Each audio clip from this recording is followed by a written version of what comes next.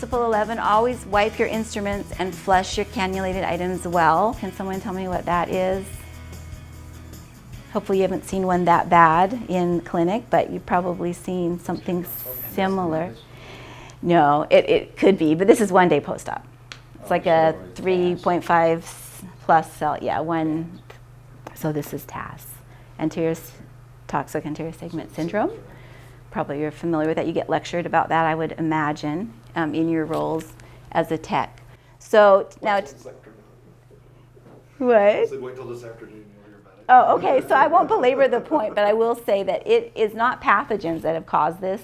It's actually non-infectious substances. And the interesting thing about TAS, it could be like detergents that were introduced into the eye on an instrument, or maybe even minerals in the water if it was not distilled water used, things like that. But most likely the culprit is viscoelastic material.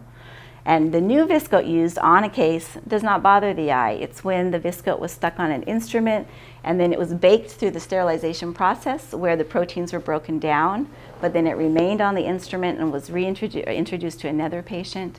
That is the stuff that can cause TAS. So how do we prevent that? We prevent that at home by having an incredible central processing department that does a really good job. And there's a lot more to the cleaning and sterilization than we would respect unless we've seen it ourselves.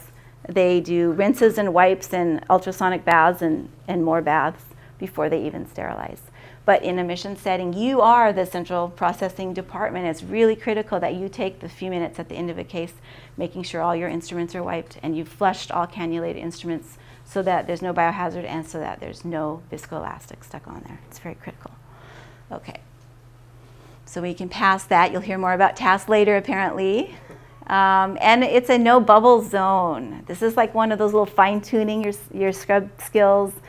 So whenever you're putting a cannula or a needle on a syringe of something, always turn it upside down and flick it. Try to eject all the air. Don't have bubbles to your surgeon, because you will hear about it. The only exception to that, there are 2 times during the M6 where they may want air. They will know when that is. They will ask you for it. So they may inject an air bubble before they use the trypan blue to stain the capsule, because it gives more space for that to happen. And they also may want air at the end of the case if they're unsure about their wound, whether it was truly sealed. Sometimes they'll leave a small air bubble in there and that will help. So just don't give them air unless they ask for air.